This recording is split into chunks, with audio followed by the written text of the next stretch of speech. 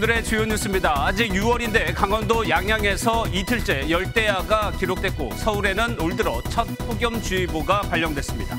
때이른 폭염은 내일 절정에 달합니다. 윤석열 대통령이 모레 프랑스 파리에서 열리는 2030 세계 박람회 부산 유치 PT의 맨 마지막 연사로 참여해 영어로 연설합니다. 가수 싸이와 성악가 조수미, 걸그룹 에스파의 카리나도 유치전에 힘을 보탭니다. 2024학년도 수능을 앞두고 올해 마지막 모의평가가 9월 6일 시행됩니다. 윤석열 대통령이 직접 수능 출제 기조를 언급한 뒤 시행되는 모의고사인 만큼 난이도와 출제 방향이 주목됩니다. 중국 공안에 붙잡혀 현지에서 임시 구속 상태로 조사받던 카타르 월드컵 16강의 주역 손준호가 결국 구속 수사를 받는 것으로 알려졌습니다. 체포 38일 만에 구속 수사 전환으로 사법 처리 수순에 들어갔다는 얘기가 나옵니다. 추경호 부총리가 국제 밀 가격 하락을 이유로 라면값 인하를 권고했습니다. 라면 업체들은 원가 부담은 여전하지만 다각도로 검토해보겠다고 밝혔습니다. 어제 서울 여의도에서 전 세계 팬들이 모인 BTS 데뷔 10주년 기념 행사가 열렸습니다. 10만여 명이 몰려 주최 측과 경찰이 긴장했지만 현장을 찾은 국내외 팬들은 열정만큼 빛난 질서의식을 보였습니다. 여러분 안녕하십니까. 6월인데 벌써 이렇게 더워도 되나 싶은 날이었습니다. 아침부터 뜨거운 햇살이 내리쬐고 강원도 양양에는 이틀째 열대야가 나타났습니다. 올해 여름이 더 빨리 시작됐습니다. 첫 소식 정치훈 기자가 보도합니다. 보트가 시원하게 물살을 가르고 광장은 금세 수영장으로 바뀌었습니다. 아이들은 더위에도 아랑곳 없이 물장구를 칩니다. 때이른 더위에 순천만 정원박람회장이 예정보다 일찍 여름 옷으로 갈아입었습니다. 분수가 시원하게 물을 뿜고 나무 그늘 아래 삼삼오오 모여 소풍을 즐깁니다. 양산을 들고 갔고 부채질을 해도 더위가 쉽게 가시질 않습니다. 낮 2시 33도가 넘어서자 모두 땡볕을 피해 그늘로 피신했습니다. 아예 드러누워 한나절 시간을 보내기도 합니다. 평소 관광객들로 북적거리는 곳이지만 오늘은 한산하기만 합니다. 그래도 대나무가 만든 그늘은 더위를 한결 가시게 합니다. 밖에 좀 돌려고 했는데 생각보다 햇빛이 세서 실내로 가긴 해야 될 것 같아요. 너무 더워요. 아저씨는 덥지요. 시원하게 될게요. 전국 곳곳에 폭염주의보가 내려졌고 그렇지 않은 곳도 30도 안팎의 더운 날씨를 보였습니다. 강원도 양양에서는 이틀 연속 열대야 현상이 나타났습니다. 열대야는 밤사이 최저기온이 25도 이상이 유지되는 현상인데 지난해보다 열흘가량 빨랐습니다. 밤사이 양양의 최저기온은 25.8도로 높았지만 습도는 40% 정도로 비교적 낮았기 때문에 한여름의 높은 습도 상태에서 느끼는 열대야와는 큰 차이가 있습니다. 일찍 찾아온 불볕더위는 내일 더 기승을 부릴 것으로 보입니다. MBN 뉴스 정춘우입니다. 서울도 마찬가지로 더웠습니다. 올해 처음으로 폭염주의보가 발령되기도 했습니다. 내일은 한낮 최고기온이 35도로 오늘보다 더 덥습니다. 이 소식은 청계천 현장 연결해서 들어보도록 하겠습니다. 김민수 기자, 지금은 어떤가요? 더위가 좀 나아졌습니까? 최고 34도를 기록한 한낮보다야 나아졌지만 아직 덥습니다. 제가 2시간 전부터 이곳에 나와 있었는데 잠깐 서 있는 것만으로도 등 뒤로 땀이 흘러내립니다. 시민들은 더위를 식히려고 도심 곳곳에 시원한 장소를 찾았는데요. 특히 광화문 광장 분수 주변엔 가족단위 피서객들로 북적거렸습니다. 아이들은 시원한 물줄기를 맞으면서 즐거운 시간을 보내기도 했습니다. 차를 주차하고 걸어오는 과정에 햇볕에서 걸어오는데 애들이랑 너무나도 더웠다는 걸 느꼈어요. 아, 폭염주의보구나라는 걸 실감할 수 있었습니다. 폭염주의보가 발령되면서 도시의 열기를 낮추고자 주말에도 분주히 움직였습니다. 도로 한가운데서 물을 뿌리는 쿨링 로드를 확대 운영하고 물청소 차량 운행 횟수도 늘렸습니다. 폭염으로 인명피해가 없도록 독거노인에게 수시로 연락하고 노숙인 밀집 지역에 순찰을 강화할 계획입니다. 내일은 서울의 최고 기온이 35도를 기록할 것으로 보입니다. 폭염주의보가 발령된 오늘보다 더 덥다는 말인데 바깥 활동을 자제하고 건강관리에 주의하셔야겠습니다. 지금까지 청계광장에서 MBN 뉴스 김민수입니다. 이 정도 더위면 건강까지 위협할 수 있습니다. 더위가 왜 이렇게 빨리 찾아왔는지 서남빛 기자와 이야기 나눠보겠습니다. 어서 오세요. 예, 이런 뉴스 보통 7월쯤에 해드렸는데 빨라요. 이유가 뭡니까? 네, 한반도 상공을 뒤덮은 상층 고기압의 영향으로 폭염이 발생을 하고 있습니다. 예. 상층 고기압은 구름을 몰아내고 뜨거운 햇볕을 쏟아지게 만드는데요. 예년보다 높아진 우리나라 주변 바닷물 온도 또한 폭염의 원인이 되고 있습니다. 동해, 서해 그리고 남해의 수온이 예년보다 2도에서 3도가량 높습니다. 이는 육지 온도 상승에 영향을 줍니다. 예. 그런데 이런 폭염이 우리만 그런 게 아니에요. 전 세계 곳곳에서 좀 이상 고온 현상이 나타나고 있죠. 그렇습니다. 우리가 많이 들었던 이 지구 온난화의 영향으로 지구는 계속 더 뜨거워지고 있습니다. 예. 올 여름이 역사상 가장 뜨거울 수도 있다는 우려도 나오고 있습니다. 유럽연합 기후변화 감시기구에 따르면 이번 달에 지구 온난화 현상으로 인해서 전 세계 평균 기온이 1979년 기록한 6월 최고 기온보다 섭씨 1도 정도 높습니다. 전문가들은 역대 가장 더웠던 해인 2016년보다 더 더울 수 있을 거라고 경고를 하는데요. 이유는 해수 온난화 현상, 엘니뇨 영향 때문입니다. 미국 기후예측센터는 엘니뇨 현상이 지난달부터 나타나기 시작했다면서 엘니뇨 주의보를 내리기도 했습니다. 예, 폭염이 이렇게 계속되면 특히 노약자분들 견디기 힘들어지는데 심하면 네. 사망까지도 이어질 수 있잖아요. 그렇습니다. 온열 질환이라고 하죠. 보통 뜨거운 곳에 오랜 시간 노출이 되면 두통이나 어지러움 그리고 심한 피로감 등 증상을 보입니다. 그냥 더우니까 그런가 보다 하고 넘길 일은 아닌데요. 이러한 온열 질환 증세가 나타나면 곧바로 대처를 해야지 그대로 두면 열사병이나 열탈진 같은 심각한 병으로 이어질 수 있습니다. 우리나라에서도 올해 들어서 이미 온열 질환으로 1명이 숨졌는데요. 질병청에 따르면 지난달 20일부터 이달 14일까지 추정 사망자 1명을 포함해서 온열 질환자가 82명 신고됐습니다. 전년도 같은 기간과 비교하면 5명이 늘었는데요. 특히 추정 사망자가 발생한 날짜가 5월 21일인데 지난해 추정 사망자가 발생한 날인 7월 1일에 비해서 한 달 이상 빨랐습니다. 그만큼 폭염이 일찍 왔다는 겁니다. 온열 질환이 발생한 장소는 주로 길가나 논밭과 같은 실외가 많았습니다. 예, 그러면 온열 질환 예방하기 위해서 증세가 나타나면 어떻게 하는 게 가장 좋습니까? 가장 좋은 건 폭염주의보나 경보가 발령이 되면 가능하면 낮 시간대 활동은 피하는 것이 좋습니다. 예. 어쩔 수 없이 밖에 나가야 한다면 챙이 넓은 모자를 쓰고 최대한 옷을 가볍고 편안하게 입고 나가는 것이 좋습니다. 꼭 갈증이 느껴지지 않더라도 물을 또 자주 마셔주고 혹시라도 어지러움이나 두통 같은 그런 증세가 나타나면 곧바로 실내에 시원한 곳으로 가서 쉬어줘야 합니다. 음료 같은 경우에는 술이나 커피 그리고 탄산음료는 오히려 목이 마르게 하는 탈수 현상을 일으킬 수 있으니까요. 되도록이면 물을 마셔주는 것이 좋겠습니다.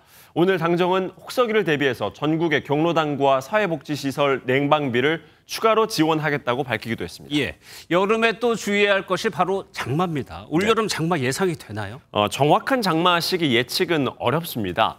역대 장마 시작일을 평균값으로 내어본다면요. 1991년부터 2020년까지 제주는 6월 19일, 남부지방은 6월 23일, 중부지방은 6월 25일이었는데요. 하지만 이걸로 올해의 장마를 예측하는 건 별 의미가 없습니다. 장마에 워낙 영향을 주는 요인이 다양해서 과거에 이랬다고 해서 올해 이쯤 올 것이다. 이렇게 예상을 하는 자체가 사실상 불가능하기 때문입니다.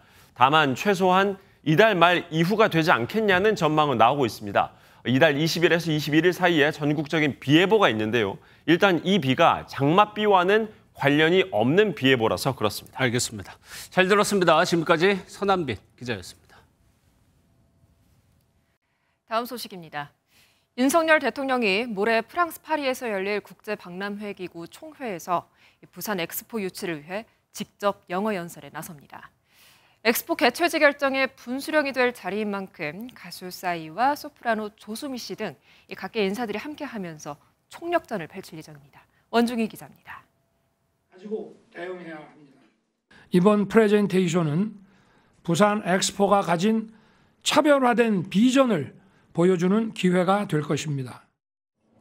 엑스포 유치의 분수령이 될 오는 20일 파리 4차 프레젠테이션에 윤 대통령이 마지막 연사로 깜짝 등장합니다. 윤 대통령은 직접 영어로 PT를 진행해 부산 엑스포 유치 의지를 강력하게 표명할 계획입니다. 이번 PT에는 가수 싸이와 스타트업 대표 등 각계 인사가 함께 발표에 나서고 성악가 조수미와 걸그룹 에스파의 멤버 카리나 등은 영상으로 지원합니다.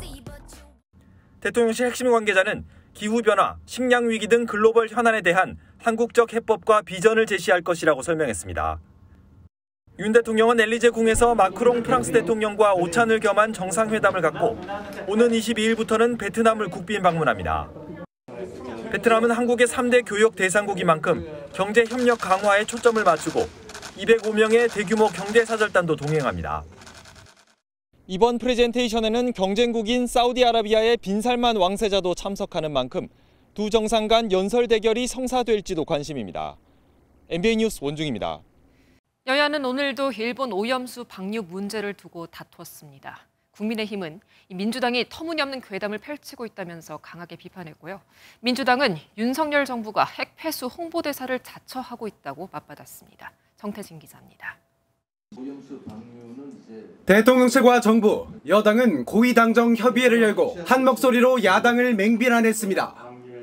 과학적이지 않은 근거로 공포를 조성하는 건 후진적, 반지성적이라며 오염수 관련 괴담을 실시간 모니터링해 매일 사실관계를 바로잡겠다고 밝혔습니다. 또 해양 방사능 조사 지점을 200개로 늘리고 세심과 삼중수소 농도 분석 주기를 격주로 단축하는 등 국민 불안을 해소하겠다는 방침입니다. 국민의힘은 이재명 민주당 대표의 저급한 정치 선동으로 어민들이 다 죽게 생겼다고 비판을 이어갔습니다.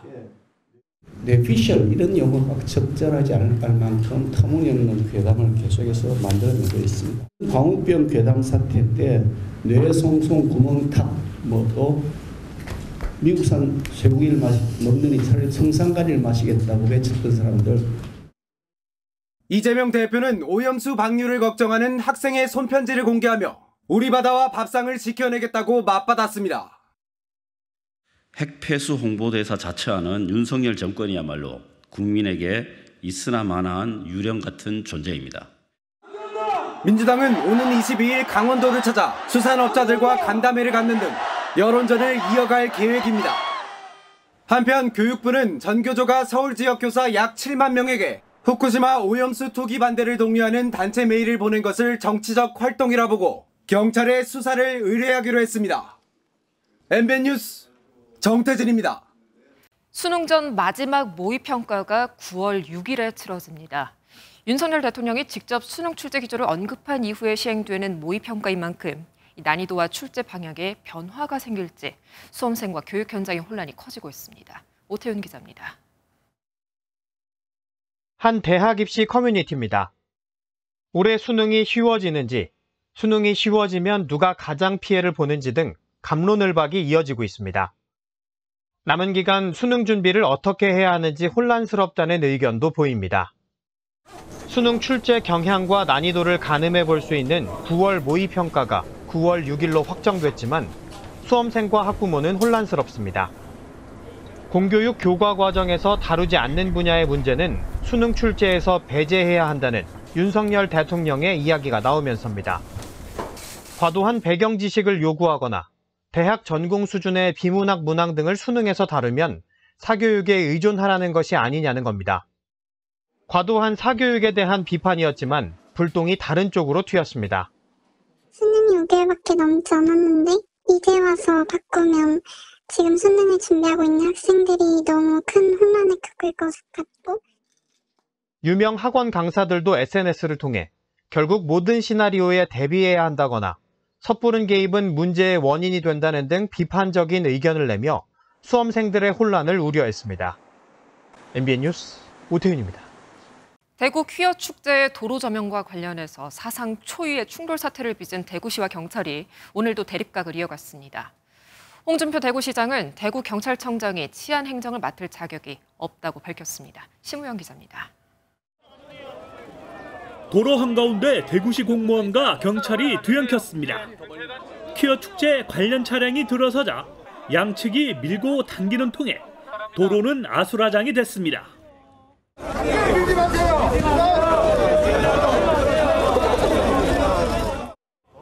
대구시는 퀴어 축제 측이 경찰에 집회 신고를 하면서 도로 조명 허가를 담당하는 중구청에는 신청하지 않았다고 반발했습니다. 현행 집시법에는 관할 경찰서장은 미비한 점을 발견하면 주최자에게 보안을 통고할 수 있다고 명시돼 있습니다. 또 퀴어 축제가 열린 곳은 시행령에 규정된 주요 도로로 경찰이 보안 요구 등 조치를 하지 않았다고 주장했습니다. 그 도로는 시행령에서도 도시 주요 도로로 규정이 되어 있지 않습니까? 도로를 점령 허가도 없고 도로관리주무청이 대구시인데 협의를 하는 게 마땅한. 반면 경찰은 도로 조명을 제한하면 퀴어 축제가 제한돼 집회 시위의 자유를 침해한다며 맞섰습니다. 또 도로 조명 허가를 받지 않더라도 집회를 해산하는 행정 대집행은 위법인데다 다른 집회는 문제가 없었다는 입장.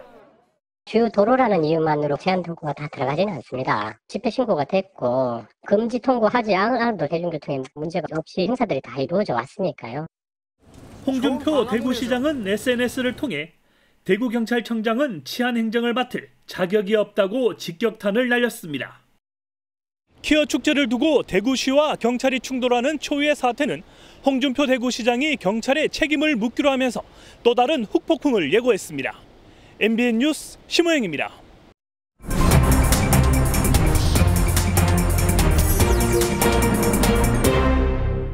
정치토토 오늘은 이병주 기자 나와 있습니다. 어서 오세요. 예, 당장 회의 얘기 좀 더 해보겠습니다. 오늘 관심을 모았던 것이 범죄자 신상 정보에 관련된 것이었는데 여러 가지 요구 있었습니다. 어떻게 결론이 났어요? 네, 그 내용도 논의가 됐고 이른바 부산 돌려차기 사건으로 흉악범 신상 정보 공개 제도 손봐야 된다 이런 목소리가 커졌었습니다. 현행법상에는 검찰이나 경찰 수사를 받는 피의자만 신상 공개 대상으로 규정하고 있는데요. 그러다 보니 돌려차기 사건처럼 수사를 다 받고 재판에 넘겨진 피고인은 신상 공개 대상이 되지 않았던 겁니다. 당정은 피고인까지 신상 정보 공개 대상을 확대하고 신상 공개 결정일 30일 이내 모습을 공개해 법안 취지를 살리는 내용 등을 담은 특별법 제정에 속도를 내기로 했습니다. 신속 제정을 위해 의원 입법 형식으로 추진하고 법무부가 지원하기로 하였습니다. 내일도 주목할 만한 당정 회의가 있습니다. 사교육비, 수능 관련해서 있죠. 네, 말씀하신 대로 내일은 사교육비 절감 방안 등을 놓고 당정이 머리를 맞댑니다.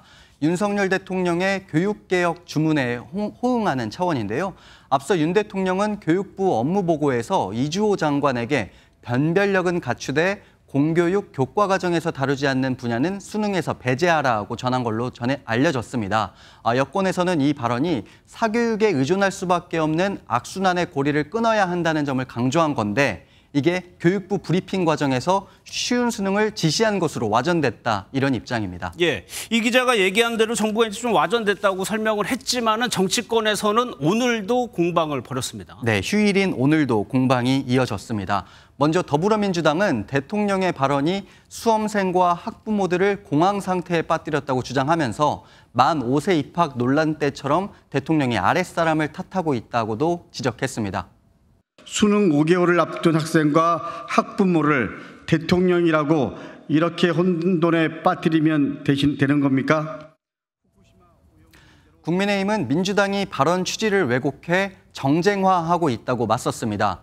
사교육이 없어도 수능을 볼 수 있어야 한다는 원론적인 내용을 두고 선전선동에 나섰다거나 자신들의 정치적 이익만을 위해 국론 분열 또 국정 방해를 해서는 안 된다고 꼬집었습니다. 예, 민주당 소식도 한번 보겠습니다. 김문경 교수가 혁신위원장에 임명만 됐지 아직 활동은 하지 않았잖아요. 그런데 여권이 좀 견제구성을 날렸어요. 네, 바로 지난 금요일에 나온 한 언론 인터뷰가 발단이 됐습니다.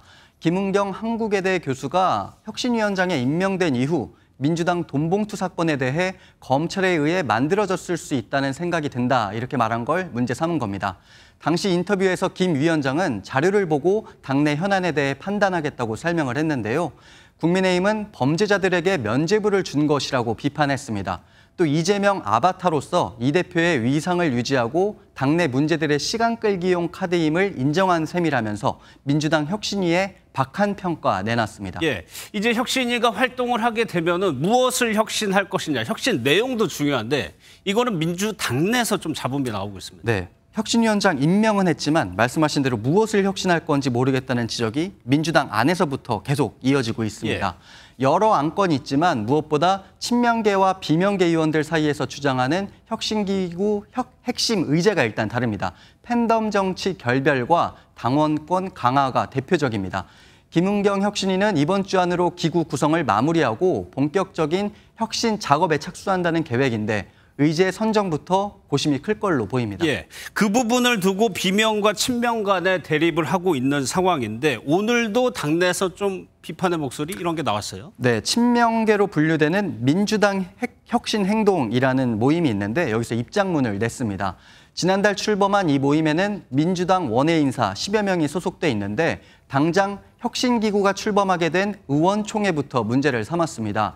당원에 따르면 의총은 당 혁신의 주체가 될 수 없다 이런 게 요지인데요. 최근 의총이 당대표 공격하는 정치투쟁의 장으로 변질됐다면서 원내 지도부를 견제했습니다. 혁신의 주체는 당원과 국민이라면서 당원권 강화 주장에도 힘을 실었는데 국민을 바라보고 가야 한다는 비명계 주장 정면으로 반박을 한 겁니다. 이번 주에는 굵직한 국회 일정도 예정돼 있습니다. 네, 내일부터 이틀간 여야 대표의 국회 연설이 예정돼 있습니다. 먼저 내일 연설에 나서는 이재명 더불어민주당 대표는 윤석열 정부 심판론을 부각하며 야당 지지를 호소할 걸로 보이고요. 취임 후 첫 연설에 나서는 김기현 국민의힘 대표는 모레 국회의원 불체포특권 포기 등을 주장하면서 방탄 논란에 휩싸인 민주당 여기에 대한 공세를 이어갈 것으로 보입니다. 알겠습니다. 잘 들었습니다. 정치부 이병주 기자였습니다. 네, 뉴스 이어갑니다. 층간 누수 문제로 다투던 이웃 간의 갈등이 끝내 비극을 불렀습니다. 위층에 사는 30대 남성이 아래층에 사는 70대 할머니를 살해하고 불을 질렀는데요. 범행을 한 지 나흘 만에 붙잡혔습니다. 표선우 기자입니다. 출입문에 폴리스 라인이 쳐져 있고 실내 벽은 새까맣게 그을렸습니다. 서울 양천구의 한 다세대 주택에서 불이 나 70대 여성이 사망한 건 지난 14일 오후 9시 40분쯤. 경찰은 여성의 신체 상처와 흉기 추정 물건이 탄 것을 보고 위층에 살던 30대 남성을 유력한 용의자로 보고 뒤쫓았고 오늘 새벽 0시 20분쯤 서울 강북구의 한 모텔에서 검거했습니다. 78 먹었대야. 마지막 30대인데 다툼이 있었나 봐. 그러더라고 저분. 경찰 조사에서 남성은 범행을 인정했고 무직 상태였던 것으로 전해졌습니다. 남성은 평소 층간 누수 문제로 다투다 피해자를 살해하고 불을 지른 것으로 전해졌습니다.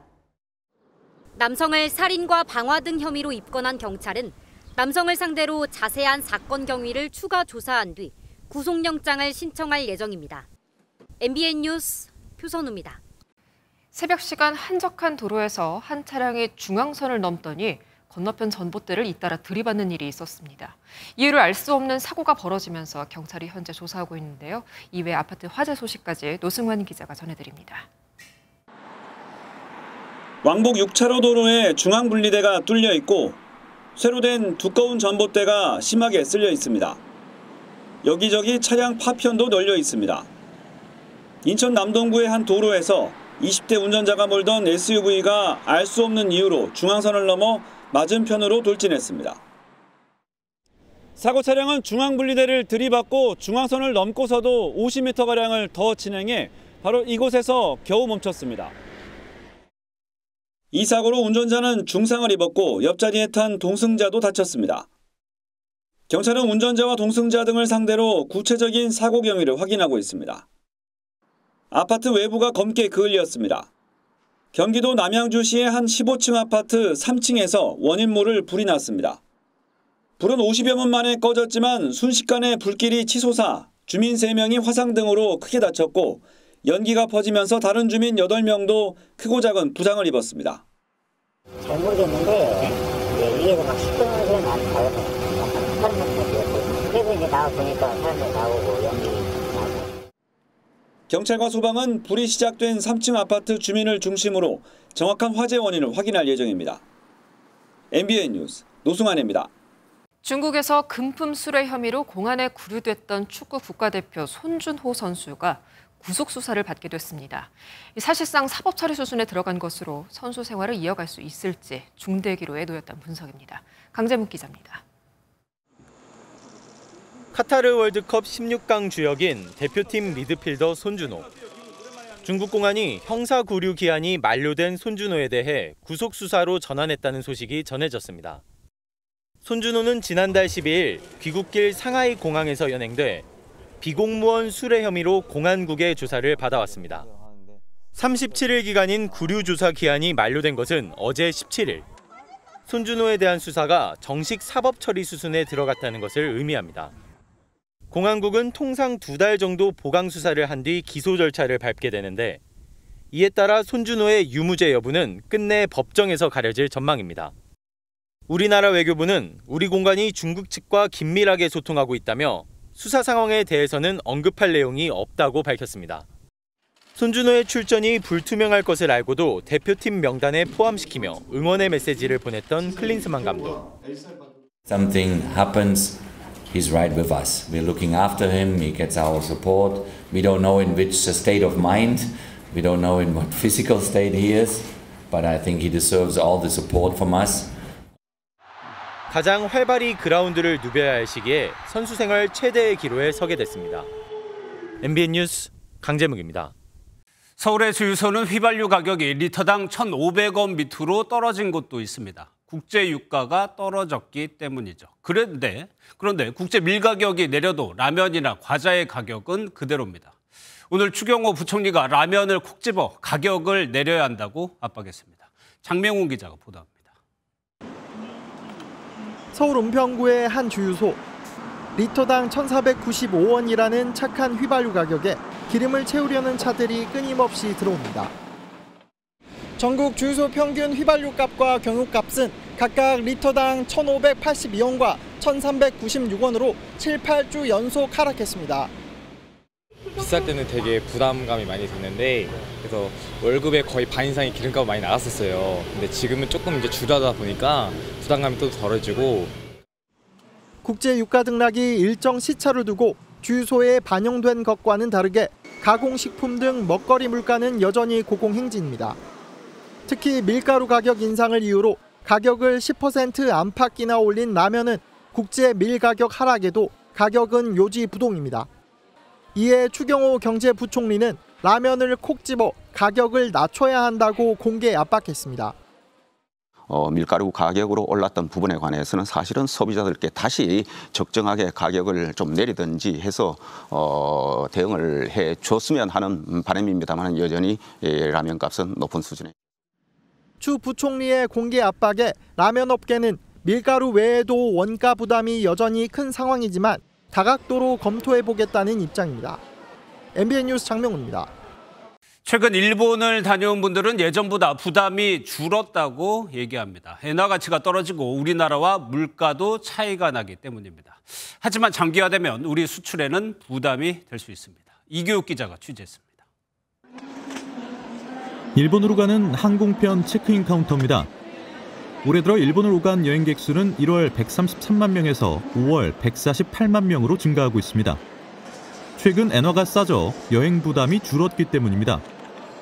한국에서는 그냥 국밥집 가면은 10,000원 정도 하는데 이제 일본 유명한 체인점 라멘집을 가도 이제 8,000원이나 9,000원이면 이제 먹을 수 있어서. 원엔 환율은 최근 900원대 초반까지 떨어지며 8년 만에 가장 낮은 수준을 보이고 있습니다. 이에 따라 엔화 환전 규모가 작년 이맘때 5배로 늘었는데 여행객 증가와 환차익을 노리는 사람들의 수요가 몰렸기 때문입니다. 국내 외식 물가가 1년 만에 6.9% 오른 점도 일본의 물가가 상대적으로 저렴하게 느끼게 합니다. 하지만 올해 1분기 3년 반 만에 최대 적자를 기록한 여행 수지에는 악영향을 줄 수 있습니다. 또 엔화 가치가 지속 하락하면 우리 제품의 수출 경쟁력이 약화할 우려도 있습니다. 우리 수출이 줄어들 수 있기 때문에 자원 유출이 발생하고 우리 경제 펀더멘탈이 나빠지기 때문에. 일본은행이 최근 마이너스 금리를 유지하기로 결정함에 따라 시장에선 엔저가 당분간 지속할 걸로 내다보고 있습니다. MBN 뉴스 이교욱입니다. 미국 오하이오주에서는 30대 아빠가 어린 새 아들을 살해하는 끔찍한 일이 벌어졌습니다. 계획적으로 사냥하듯이 총으로 쐈습니다. 이 남성을 수사한 검사는 자기가 본 가장 역겨운 범죄라고 말했습니다. 고종수 기자입니다. 미 오하이오주 클러몬트 카운티의 한 주택. 현지 시간 15일 오후 경찰이 출동해 통제선을 설치했습니다. 그 집에 살던 3살과 4살, 7살 남자아이 3명이 총상을 입고 마당에서 숨진 채 발견된 겁니다. The female that went to the firehouse is advising them that the male shot the entire family. 현지 경찰은 아이들의 아버지를 자택에서 체포했습니다. 가중살인 혐의를 받는 30대 남성은 말리던 아내도 소총으로 쏴 부상을 입혔습니다. 수사 결과 이 남성은 아이들을 마당에 일렬로 세운 뒤 총격을 가했고 도망친 아들을 추격해 살해한 정황도 드러났습니다. This is by far the most sickening, horrifying crime I have seen. I can only imagine the terror of these little boys. 기소된 남성은 법원에서 살인 혐의를 인정하고 범행을 계획했다고 시인했습니다. 현지 검찰은 범행 동기 공개를 거부하고 사형 구형 여부는 아직 결정하지 않았다는 입장으로 전해졌습니다. MBN 뉴스 고정수입니다. 어제 BTS 데뷔 10주년 기념 행사의 백미는요, 지금 보시는 이 보랏빛의 불꽃놀이였습니다. 여의도 한강공원에 국내외 10만여 명의 팬들이 함께했고요. 날씨도 덥고 혹시 모를 안전사고 우려도 있었는데 결과는 안전도 100점, 팬들의 질서의식도 100점이었습니다. 이상엽 기자입니다. BTS의 데뷔 10주년을 뜻하는 화려한 불꽃이 여의도 밤하늘을 수놓습니다. 형형색색의 불꽃으로 물든 밤하늘을 바라보며 팬들이 감탄합니다. 10주년을 축하하러 케냐에서 한국까지 온 팬도 있었고. We've been an army for a long time now since On Era, and we've never come to Korea, so we decided to come this time. We're actually gonna come for the concert, but we didn't get tickets, so we decided to come anyways and enjoy the festival with everyone here. BTS 활동 초기를 추억하는 팬도 있었습니다. 사실 예전에는 이제 방탄소년단이랑 팬들끼리만 모여서 하는 행사가 있었는데 이렇게 좀 공개된 장소에서 하다 보니까 더 장소도 되게 넓고 재밌는 것 같습니다. 이날 행사에는 경찰 추산 10여만 명이 모인 것으로 집계됐습니다. 더운 날씨에 많은 인파가 모였지만 큰 사고는 없었습니다. 대부분의 팬과 시민들은 머물렀던 자리를 깔끔하게 정리하는 성숙한 팬심을 보였습니다. MBN 뉴스 이상엽입니다. 미중 갈등이 격화하는 이 시점에 블링컨 미 국무장관이 중국을 방문했습니다. 바이든 정부 출범한 이후 최고위급 인사가 방문을 한 건데 이 두 나라 외교장관이 어떤 이야기를 나눌지, 그리고 블링컨 장관과 시진핑 주석이 만날지 여부도 주목됩니다. 베이징에서 윤석정 특파원입니다. 블링컨 국무장관과 친강 외교부장이 짧은 인사 후 곧바로 회담을 시작합니다.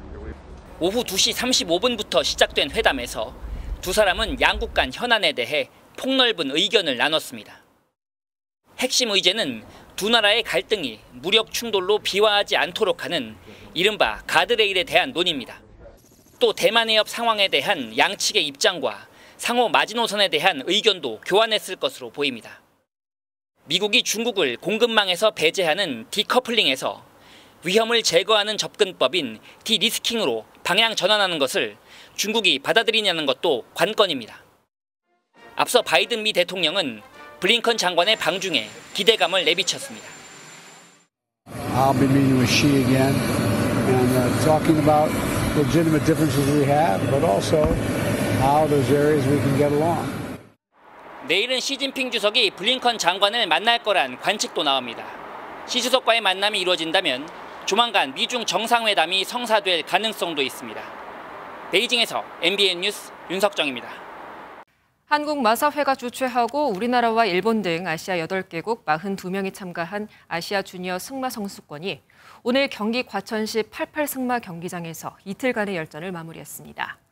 이번 대회는 국내에서 열린 국제 승마대회 중 처음으로 참가 선수들에게 국산 승용말을 배정해서 치렀는데 마사회 측은 해마다 이 대회를 정기적으로 열어서 말산업 발전의 주춧돌로 삼겠다고 밝혔습니다. 현대차 불법 파업에 나선 노동조합 개인에게 동일한 손해배상 책임을 묻기 힘들다는 대법원의 판단이 노란봉투법의 근거가 될 수 없다는 정부의 공식 입장이 나왔습니다. 이정식 고용노동부 장관은 오늘 불법 파업을 조장하고 법치주의를 훼손하는 방식은 결코 용인될 수 없다면서 이같이 밝혔습니다. 휴일인 오늘 서울을 비롯한 수도권에도 올해 첫 폭염주의보가 내려졌습니다. 오늘 서울은 한낮에 32.6도까지 올라 어제보다도 2도가량 높았는데요. 내일은 오늘보다 더 덥겠습니다. 서울은 35도까지 치솟겠고요. 여전히 폭염주의보가 발효 중인 강원 영서와 호남 내륙 등 서쪽 지역을 중심으로도 35도 안팎까지 오르는 곳이 많겠습니다. 때일은 폭염은 언제쯤 누그러질지 궁금하실 텐데요. 화요일 충청과 남부지방을 시작으로 수요일 전국에 비가 내리면서 더위는 한풀 꺾이겠습니다.